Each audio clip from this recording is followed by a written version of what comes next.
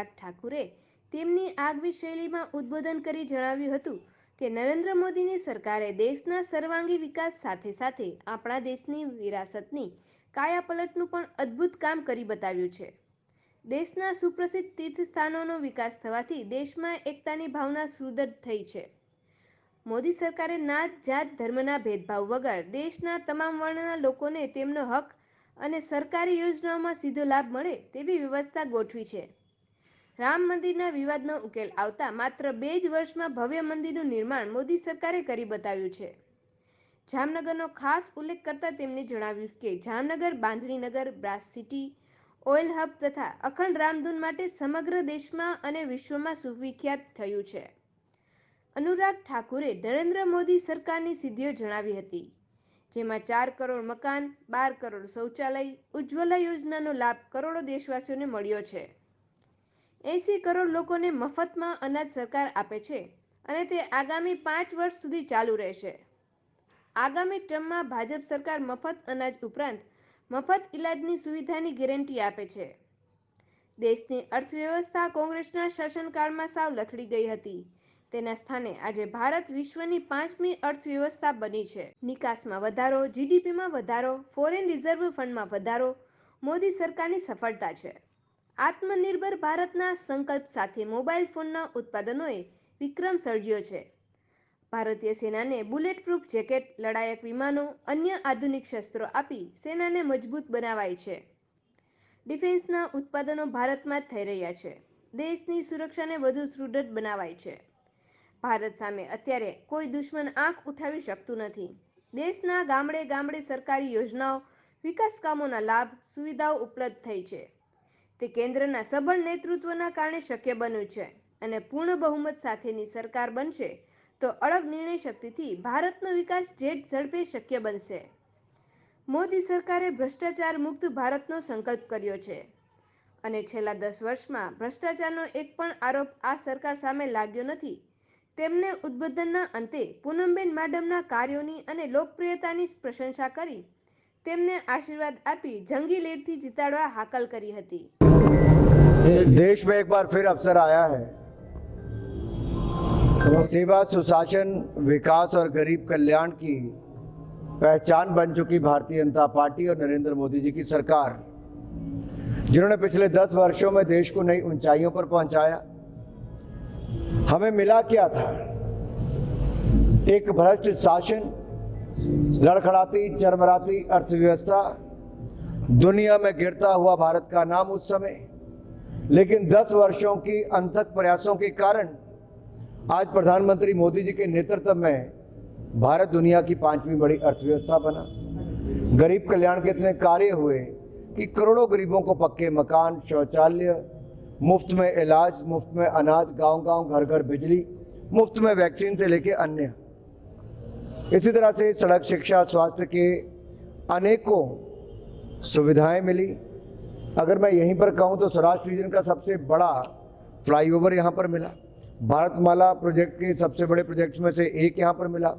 अमृतसर से लेके जामनगर तक का इतना बड़ा लिंक, ये रोड ये यहाँ के लिए मिला। हमारी वंदे भारत ट्रेन यहाँ के लिए मिली, एक के बाद अनेक। और हमारा गुजरात हर घर जल योजना पे सबसे अग्रणी राज्यों में। यही नहीं, आज ब्रास सिटी और ऑयल सिटी के रूप में हमारा जामनगर जाना जाता है। प्रधानमंत्री नरेंद्र मोदी जी ने पहले गुजरात तो आज देश को नई ऊंचाइयों पर ले जाने का काम किया है। लेकिन कहते हैं ना, निरंतरता और स्थिरता बहुत आवश्यक होती है। Continuity and stability is the key, and that is what the country needs today. आज देश की आवश्यकता है, दुनिया की आवश्यकता है नरेंद्र मोदी जी और भारतीय जनता पार्टी। दुनिया उम्मीद देखती है नरेंद्र मोदी जी में और भारत में, और हमें पूर्ण विश्वास है भारत की जनता इन उम्मीदों पर खरा उतरेगी। इस लोकतंत्र के पर्व में भारतीय जनता पार्टी एनडीए 400 पार की लड़ाई लड़ रही है और कांग्रेस 40 पार करने के लिए संघर्ष कर रही है। हर क्षेत्र, चाहे वो राज्य हो, लोकसभा क्षेत्र हो, हर किसी के अपने मुद्दे भी रहते हैं। लेकिन ये चुनाव स्थानीय मुद्दों पर नहीं, राष्ट्रीय विषय पर लड़ा जा रहा है, क्योंकि आज भारत के पास एक वो अवसर आया जहां विकास भी और विरासत भी। विकास वो जहां सड़क से लेके नेशनल हाईवे से लेके वंदे भारत से लेके पोर्ट और हाईवे बन रहे हैं, जहां आत्मनिर्भर भारत बन रहा है, हमारी आंखों के सामने हो रहा है।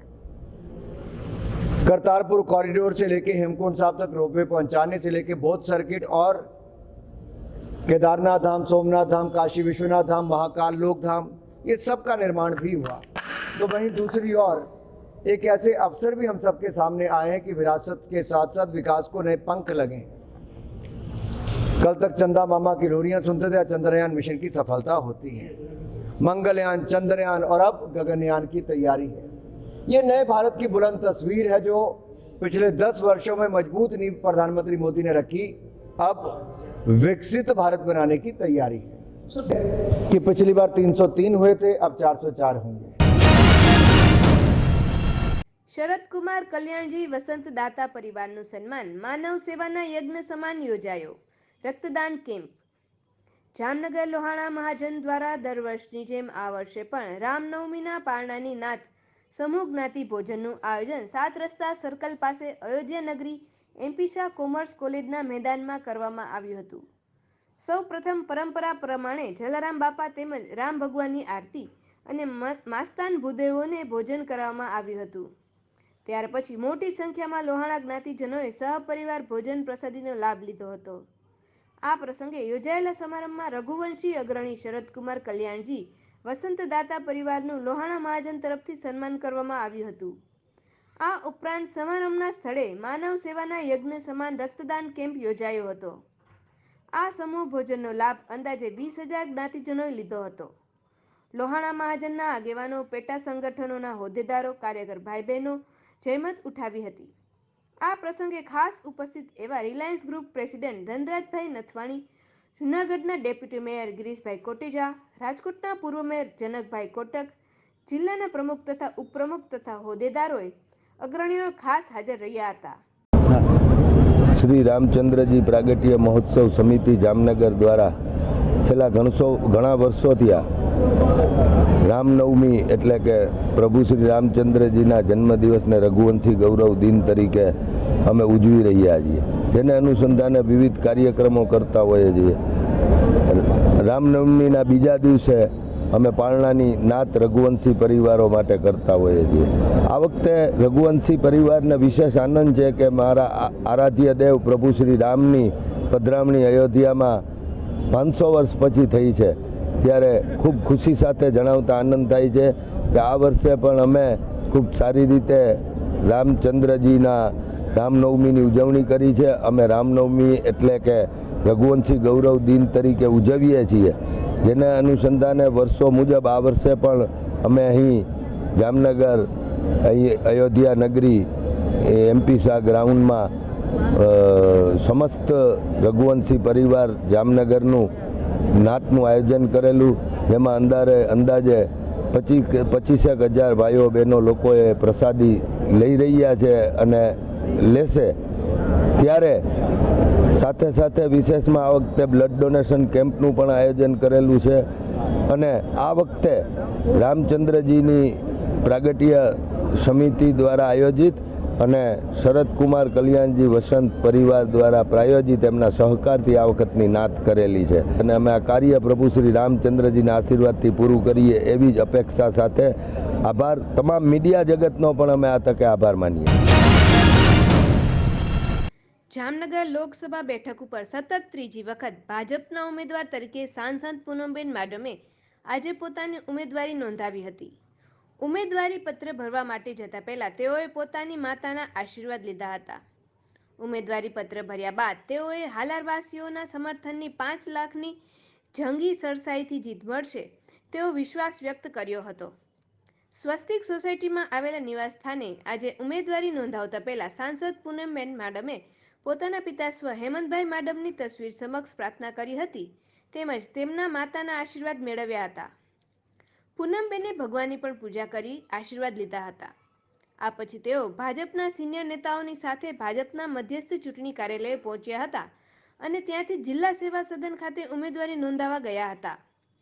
ઉમેદવારી પત્ર રજૂ કરવા માટે પૂનમબેન માડમની સાથે કૃષિ મંત્રી રાઘવજીભાઈ પટેલ, પૂર્વ મંત્રી આરસી ફળદુ, પરમાનંદ ખટ્ટર, વસુબેન ત્રિવેદી, ચિમન સાપરિયા, જામનગરના ધારાસભ્ય દિવેશભાઈ અકબરી, રીવાબા જાડેજા, વિધાનસભાના દંડક જગદીશ મકવાણા, જામનગરના મેયર વિનોદ ખીમસુરિયા, જામનગર લોકસભા બેઠકના ભાજપના સંયોજક ડોક્ટર વિનોદ ભંડેરી, શહેર ભાજપ પ્રમુખ ડોક્ટર વિમલ કગથરા, જાડાના પૂર્વ ચેરમેન દિલીપસિંહ ચુડાસમા વગેરે જિલ્લા સેવા સદન પહોંચ્યા હતા। આજે બપોરે 12:39 કલાકે વિજય મુહૂર્તમાં પૂનમબેન માડમે જિલ્લા ચૂંટણી અધિકારી ભાર્ગવ પંડ્યા સમક્ષ પોતાનું ઉમેદવારી પત્ર રજૂ કર્યું હતું। ઉમેદવારી પત્ર રજૂ કર્યા બાદ મીડિયા સાથેની વાતચીતમાં પૂનમબેન માડમે કહ્યું હતું કે સમગ્ર દેશમાં ગુજરાતના પનોતા પુત્ર વડાપ્રધાન નરેન્દ્રભાઈ મોદીની લહેર છે અને આ વખતની ચૂંટણીમાં જનતા જનાર્દન મોદીની ગેરંટી તેમજ કેન્દ્ર અને રાજ્ય સરકાર દ્વારા કરાયેલા વિકાસ કામોથી પ્રભાવિત થઈને 5 લાખથી વધુ મતની સરસાઈથી મને જીત અપાવશે તેવો વિશ્વાસ છે। લોકસભા મત વિસ્તારના લોકલાડીલા સાંસદ પૂનમબેન માડમે ભારતીય જનતા પાર્ટીના ઉમેદવાર તરીકે ફોર્મ રજૂ કર્યું છે અને અમે એની સાથે ફોર્મ રજૂ કરવા માટે આવ્યા હતા। આ દેશના લોકપ્રિય અને યશસ્વી વડાપ્રધાન નરેન્દ્રભાઈ મોદી ત્રીજી વખત 400 બેઠકો સાથે ભારતીય જનતા પાર્ટી જીતે અને નરેન્દ્રભાઈ મોદી વડાપ્રધાન બને ત્રીજી વાર, એના માટે આખો ભાજપ પરિવાર લોકોના સાથ સહકારથી કામે લાગ્યો છે। એ સંજોગોમાં આપણા જામનગર લોકસભા મત વિસ્તારના ઉમેદવાર પૂનમબેન માડમ જંગી બહુમતીએ જીતશે। અમારી પાર્ટીનો લક્ષ્યાંક છે કે 5 લાખથી વધુ લીડ લેવી અને એના માટેના અમારા ભાજપ પરિવારના તમામ પ્રયત્નો રહેશે। રજતભાઈ, તમારી તબિયત? મારી તબિયત હવે સ્વસ્થ છે, હું હાલતો ચાલતો થઈ ગયો છું અને ચૂંટણી છે, આ ચૂંટણીમાં તો એક જાતની લોકશાહીની લડાઈ કહી શકાય। એમાં સૈનિકોએ તો ગમે એવી સ્થિતિમાં લડાઈ લડવા તૈયાર રહેવું જ પડે। મારી જવાબદારી છે મારા જિલ્લાના મારા ઉમેદવાર મારા પક્ષના પૂનમબેન જીતે જંગી બહુમતી, એના માટે મહેનત કરવાની એ જવાબદારીના ભાગરૂપે હું આજે આવ્યો છું। આપ સૌ જાણો છો મુજબ ગઈકાલે સમગ્ર હાલારના નાગરિકો, પાર્ટીના સર્વે વરિષ્ઠ કાર્યકર્તાઓ, સ્થાનિક આગેવાનો, સંસ્થાઓના પ્રતિનિધિઓ, સર્વે સંતગણ અને ઈશ્વરના આશીર્વાદથી એક સભા અને રેલી પછી બધાના એ આયોજનના માધ્યમથી આશીર્વાદ લઈ અને આજે મેં મારું નામાંકન પત્ર 12 લોકસભા જામનગરના ભારતીય જનતા પાર્ટીના ઉમેદવાર તરીકે આજે જ્યારે રજૂ કર્યું છે ત્યારે મારી સાથે ઉપસ્થિત પાર્ટીના સર્વે ચૂંટાયેલા પ્રતિનિધિ છે, સર્વે હોદ્દેદારો છે, સર્વે અન્ય આગેવાનો છે, પાર્ટીના સિનિયર કાર્યકર્તાઓ છે, સંગઠનના પ્રતિનિધિઓ છે। તો આજે મેં મારું નામાંકન પત્ર અહીંયા રજૂ કર્યું છે ત્યારે ફરીથી એક વખત આપના માધ્યમથી પણ મોદી સાહેબના નેતૃત્વમાં જ્યારે ત્રીજી વખત જામનગર સંસદીય ક્ષેત્ર એટલે 12 લોકસભા જામનગરના ઉમેદવાર તરીકે મેં જ્યારે નામાંકન પત્ર ભર્યું છે ત્યારે સર્વે નાગરિકો, સર્વે વડીલો, સર્વે આગેવાનો, પાર્ટીના સર્વે કાર્યકર્તાઓના આજના દિવસે મને આશીર્વાદ પ્રાપ્ત થાય, એમનો આજ સુધી જે વિશ્વાસ મળ્યો છે એ વિશ્વાસ હંમેશા મને મળતો રહે અને મને ખાતરી છે કે જામનગર સંસદીય ક્ષેત્રના લોકોએ ભૂતકાળમાં પણ એક મજબૂત લીડ સાથે જામનગર લોકસભાની નોંધ દિલ્હી સુધી કરાવી છે। મને ખાતરી છે મોદી સાહેબના નેતૃત્વમાં જે પ્રકારના કામો થયા છે એના માધ્યમથી ફરીથી એક વખત જામનગરના નાગરિકો જે પ્રમાણે પાર્ટીની અપેક્ષા છે એનાથી પણ વધારે ક્યાંક જામનગર લોકસભાની નોંધ દિલ્હી સુધી કરાવશે એ વાતની મને ખાતરી છે। ત્યારે આજે મારું નામાંકન પત્ર મેં રજૂ કર્યું હોય તો આપ સૌના આશીર્વાદ, શુભકામનાની અભ્યર્થના સાથે હું આપ સૌને હૃદયપૂર્વકનું વંદન કરું।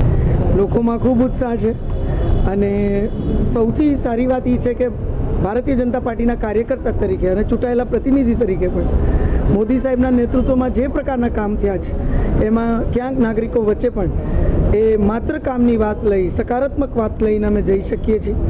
લોકો આજે કેન્દ્ર સરકાર ઘર ઘર સુધી પહોંચ્યું છે એ કહીએ તો એ વાત બિલકુલ સાચી છે।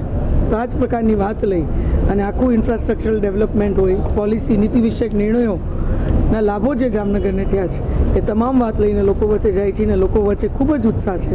એ ખૂબ સમરસ વાતાવરણ છે અને મને ખાતરી છે કે નાગરિકોના પુનઃ મોદી સાહેબના નેતૃત્વમાં એવા ને એવા આશીર્વાદ સમગ્ર ભારતીય જનતા પાર્ટીના પરિવારને અને ઉમેદવાર તરીકે મને પ્રાપ્ત થશે.